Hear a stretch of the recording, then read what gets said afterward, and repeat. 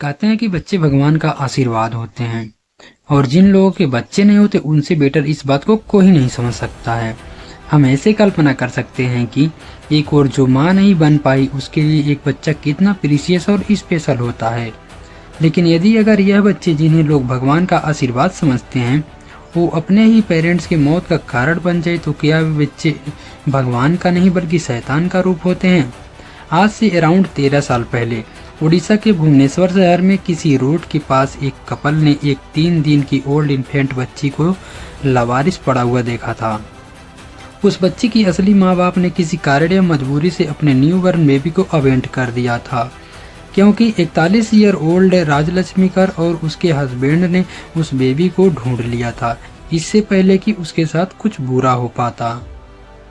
अब कोई भी अच्छा इंसान किसी बच्चे को इस हालत में देखकर ऑब्वियसली उसे रेस्क्यू तो करेगा ही, लेकिन राजलक्ष्मी और उनके हस्बैंड को दरअसल शादी के कई साल बीत जाने के बाद भी उन दोनों को कोई बच्चा नहीं हुआ था, जिसका मतलब उन्होंने कभी पेरेंट्सहुड का एक्सपीरियंस नहीं करा था। अब किसी भी कपल के लिए पेरेंट्स बनना उसकी लाइफ का सबसे बड़ा मोमेंट होता है, बट राजलक्ष्मी और उसके हस्बैंड ने चाहकर भी यह एक्सपीरियंस नहीं कर पाए थे। इसलिए इस अनाथ बच्ची को देखते ही उन्होंने उसे सिर्फ रेस्क्यू ही नहीं करा बल्कि उसे एडॉप्ट भी कर लिया ताकि वह अपने लाइफ की सबसे बड़ी कमी को पूरा कर पाएं और इस बच्ची को एक घर दे पाएं। इस बच्ची के उनकी जिंदगी में आने के बाद राजलक्ष्मी और उनके हस्बैंड की दुनिया ही बदल गई थी। दोनों बहुत खुश रहते थे और उस बेबी को उन्हें अपनी खुद की बेटी की तरह पाला था। ऐसा लगता था जैसे उन्हें अपनी जिंदगी का एक नया पर्पज मिल गया हो, क्योंकि हर बात हर डिसीजन अब उनकी बेटी के अराउंड ही रिवॉल्व कर रहा था। वो लोग कोई बहुत अमीर फैमिली के नहीं थे, लेकिन इतने ज़रूरी रिसोर्सेज उनके पास थे कि अपनी बेटी को एक अच्छी और सिक्योर लाइफ दे सके। वो लोग दिन बिता रहे थे और राजलक्ष्मी और उनके हस्बैंड अपनी इस नए फेज में इतने इन्वॉल्व हो गए थे कि वह भूल ही चुके थे कि कभी ज़िंदगी ने उनसे अपना खुद का बच्चा होने का हक भी छीन लिया था। लेकिन जिंदगी ने फिर एक बार उन्हें याद दिला दिया कि वो कभी भी अनफेयर हो सकती है, क्योंकि बच्ची को अब अडॉप्ट किए अभी सिर्फ 1 साल ही हुआ था कि राजलक्ष्मी के हस्बैंड की अचानक मृत्यु हो गई। इस बच्ची के आने से पहले राजलक्ष्मी की जिंदगी में उनके हस्बैंड के अलावा और कोई नहीं था और दोनों हस्बैंड एंड वाइफ एक साथ अकेले रह रहे थे। लेकिन अब उनके हस्बैंड की डेथ ने राजलक्ष्मी को पूरी तरह से अकेला छोड़ दिया था और अपनी बच्ची की रिस्पॉन्सिबिलिटी अब पूरी तरह से अब उनके सर पर आ गई थी। शायद इसीलिए इतने बड़े शौक झेलने के बाद भी राजलक्ष्मी हार नहीं मान रही थी और अब वह पहले से भी ज़्यादा मेहनत और डेडिकेशन के साथ अपनी ज़िंदगी में आगे बढ़ने लगी थी। वह यह चाहती थी कि उनकी बच्ची के जीवन पर इन सब का कोई भी प्रभाव नहीं पड़े। इसलिए अपने हस्बैंड की डेथ के कुछ टाइम बाद ही वह भुवनेश्वर से शिफ्ट होकर उड़ीसा के पराख्या मुंडी टाउन में शिफ्ट हो गए थे। राजलक्ष्मी अब अपनी बेटी के साथ पारलेका मंडी टाउन के गजापत डिस्ट्रिक्ट में रहने लगी थी और उनके यहाँ शिफ्ट होने के 2 मेजर रीजंस थे। फर्स्ट, राजलक्ष्मी के क्लोज रिलेटिव इसी शहर में रहते थे, सो उनके हस्बैंड की डेथ के बाद राजलक्ष्मी और उनकी बेटी को फैमिली हेल्प और सपोर्ट मिल पाता था। सेकेंडली, शी वांटेड कि वह अपनी बच्ची को एक बेटर एनवायरनमेंट में सेफ्टी और बेटर एजुकेशन प्रोवाइड कर सके, जो कि शायद अकेले रहकर पॉसिबल नहीं था उसके लिए।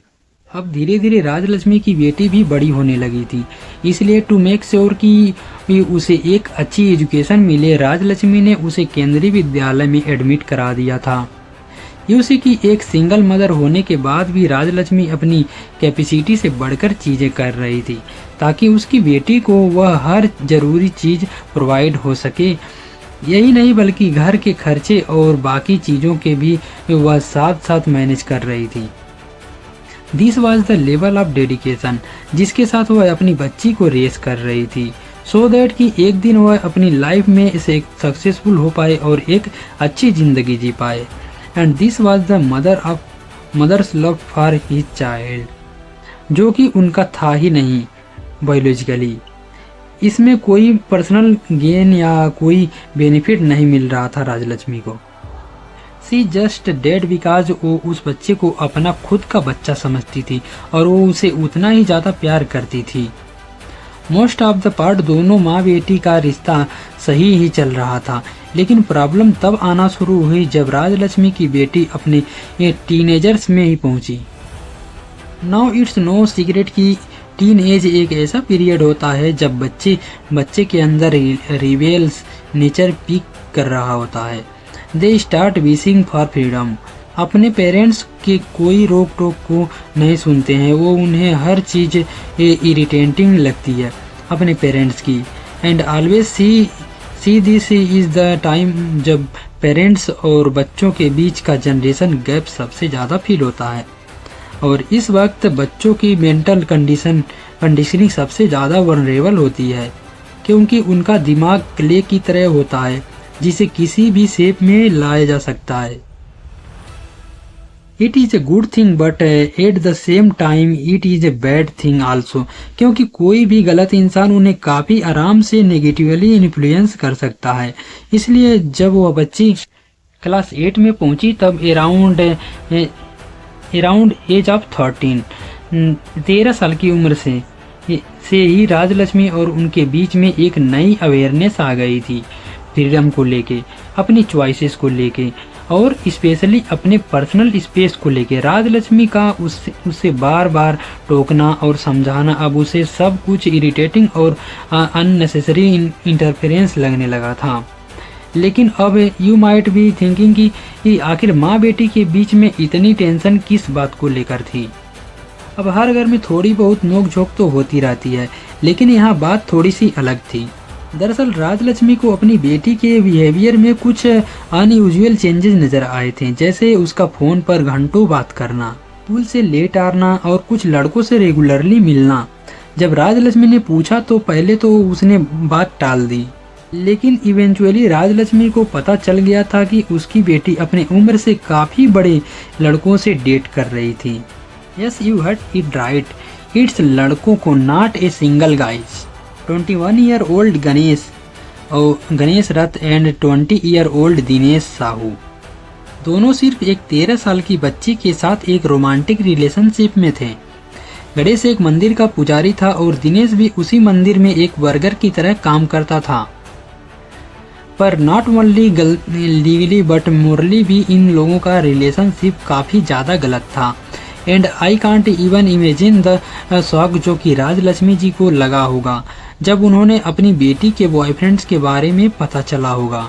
लाइक एनी पेरेंट्स, राजलक्ष्मी ने काफ़ी स्ट्रिक्टली अपनी बेटी को समझाने की कोशिश करी थी कि वह कितना गलत कर रही है। वह कुछ भी सुनने को तैयार नहीं थी, क्योंकि उसके बॉयफ्रेंड ने उसे इतना ज़्यादा ब्रेन वॉश कर दिया था कि उसे अपनी माँ की बातें अब गलत लगने लगी थी।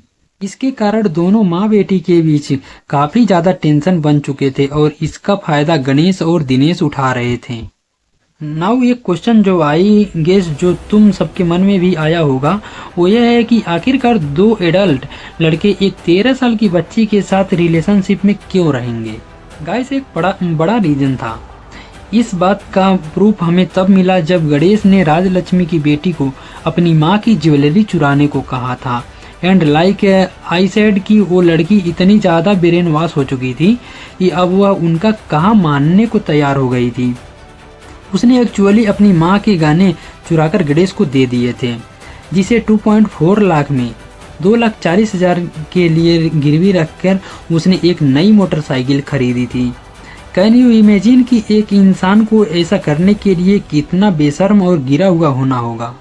मतलब राजलक्ष्मी को इस बारे में पता था या नहीं, बट उन्हें इतना जरूर पता था कि अगर उनकी बेटी गणेश और दिनेश के साथ रही तो वह बर्बाद हो जाएगी। इसलिए she was against their relationship और उनकी बेटी अपनी माँ के स्ट्रिक्टनेस के पीछे के प्यार और कंसर्न को देख नहीं पा रही थी। Rajlakshmi on the other hand अपनी बेटी से काफ़ी ज़्यादा अपसेट थी, लेकिन शी वॉज स्टिल होपफुल कि उनकी बेटी धीरे धीरे उनकी बातें समझ जाएगी। लेकिन आगे जो होने वाला था उन्होंने अपने सपने में भी इमेजिन नहीं करा होगा यह चीज़। अभी तक तो आई थिंक कि सो इट्स क्लियर कि गणेश और दिनेश दोनों ही राजलक्ष्मी की बेटी को यूज कर रहे थे उसकी वेल्थ और प्रॉपर्टी को एक्सेस करने के लिए। बट राजलक्ष्मी के कांस्टेंट अपोजिशन से तंग आकर उन्होंने एक बहुत ही गलत कदम उठाया। दे डिसाइडेड कि वह अब राजलक्ष्मी को अपने रास्ते से हटा देंगे। यह काम करने के लिए उन्होंने अगेन राजलक्ष्मी की बेटी का इस्तेमाल करा, जिसे वह काफी समय से अपनी मां के अगेंस्ट भड़का रहे थे और ब्रेन वॉश कर रहे थे। इतने सालों तक जो राजलक्ष्मी ने अपनी बेटी के लिए मेहनत करी थी, जो उसे प्यार दिया था, जो उसके लिए इतने सारे सेक्रीफाइसेस किए थे, वो सब इस लड़की के लिए एक बिल्कुल मायने नहीं रखते थे। उसने यह डिसीजन लेने से पहले एक बार भी नहीं सोचा कि जिसे वह मारने जा रही थी वो इकलौती इंसान थी जो उसकी ट्रूली केयर करती थी। 29 अप्रैल 2025 राजलक्ष्मी की बेटी ने उनके खाने में स्लीपिंग पिल्स मिला दिए थे, जिसका राजलक्ष्मी को कोई भी आइडिया नहीं था। इनफैक्ट राजलक्ष्मी को अपनी बेटी के मर्डर के इंटेंशन का भी कोई आइडिया नहीं था। खाना खाने के कुछ देर बाद ही स्लीपिंग पिल्स का असर दिखना शुरू हो गया था। राजलक्ष्मी को जल्दी से नींद आने लगा। यह क्लियर करने के बाद कि उसकी मां सो चुकी है, उसने अपने दोनों बॉयफ्रेंड को बुलाया और इन तीनों ने मिलकर एक डिफेंस और हेल्पलेस राजलक्ष्मी के मुंह को तकिए से दबाना शुरू कर दिया था और तब तक दबाकर रखा जब तक कि उनका दम नहीं घुट गया। राजलक्ष्मी का सालों का प्यार, केयर और sacrifice cumulated to this moment, जहां पर ये उनके खुद की बेटी ने उनकी जान ले ली थी।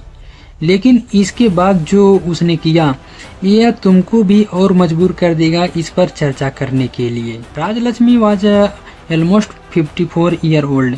वह लगभग 54 साल की हो चुकी थी at this point and she उनकी बेटी हमेशा उनके साथ रहती थी। वह जानती थी कि राजलक्ष्मी को हार्ट से रिलेटेड प्रॉब्लम थी और 2 साल से पहले उन्हें एक बार हार्ट अटैक भी आ गया था, जिसमें वह किसी तरह से बच पाई थी। इसीलिए अपने क्राइम छुपाने के लिए इस लड़की ने राजलक्ष्मी के ब्रदर को कॉल करा और उन्हें यह बताया कि राजलक्ष्मी को हार्ट अटैक आया था, जिसके कारण वो उसे हॉस्पिटल ले जा रही है और वह एक्चुअली राजलक्ष्मी के बॉडी को लेकर सरकारी अस्पताल में पहुंच गई थी, जहां पर उसे मृत घोषित कर दिया गया था। उस लड़की ने सबको कन्विंस कर दिया था कि राजलक्ष्मी की मौत हार्ट अटैक के कारण हुई थी और यह तो एक सरकारी हॉस्पिटल था, इसलिए वहां किसी ने यह ध्यान नहीं दिया कि क्या उसकी बेटी सच बोल रही है या नहीं। इवन राजलक्ष्मी के भाई शिबू प्रसाद और बाकी फैमिली मेंबर्स भी मान चुके थे कि उनकी मौत हार्ट अटैक के कारण हुई थी। उन्हें भी उनके हार्ट प्रॉब्लम के बारे में पता था। उनकी बेटी ने बिना देर किए राजलक्ष्मी की बॉडी को भुवनेश्वर में क्रीमेट करा दिया था ताकि और ज़्यादा क्वेश्चंस रेंज ना हो पाएं। And she had successfully managed to cover up हर क्राइम। उसके गणेश और दिनेश के अलावा किसी को भी अंदाजा नहीं था कि 29 अप्रैल को राजलक्ष्मी के साथ एक्चुअली वहां पर क्या हुआ था।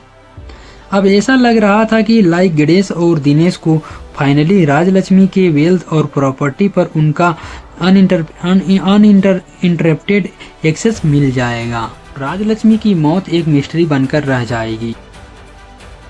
लेकिन बाय प्योर लक इस केस में कुछ ऐसा हुआ जिससे पूरा सच राजलक्ष्मी की फैमिली के सामने आ गया था। दरअसल राजलक्ष्मी की मौत के अराउंड 2 हफ्ते बाद उनके भाई शिवा प्रसाद को उनकी बेटी का फोन राजलक्ष्मी के पार्ले के मुंडी वाले रेंटेड घर में मिला था, जिसे एग्जामिन करने के बाद उनके होश उड़ गए थे। उस फोन में उनकी बेटी के इंस्टाग्राम के चैट्स मिले थे, जिसमें उसने गणेश और दिनेश के साथ राजलक्ष्मी को मारने का पूरा प्लान बनाया था। And it also content A message जिसमें कि उन्होंने राजलक्ष्मी के ज्वेलरी और पैसे लूटने के बारे में भी बात की थी। शिवा प्रसाद को पता था कि राजलक्ष्मी और उनकी बेटी के बीच चीजें ठीक नहीं चल रही थी, पर उन्होंने भी कभी एक्सपेक्ट नहीं करा था कि वह कुछ ऐसा कर जाएगी। यह एविडेंस मिलने के बाद उन्होंने तुरंत 14 मई को पुलिस में एक FIR दर्ज करा दी थी अगेंस्ट ऑल 3 कल्प्रेट्स और पुलिस ने उन्हें सेम डे अरेस्ट भी कर लिया था। कैश और राजलक्ष्मी को मारने के लिए यूज हुआ तकिया भी रिकवर कर लिया था। यह एविडेंस उन तीनों के अगेंस्ट क्रिमिनल चार्जेस प्रेस करने के लिए पर्याप्त थे। दिस वाज हाउ उनका क्राइम दुनिया के सामने आया था। This case was the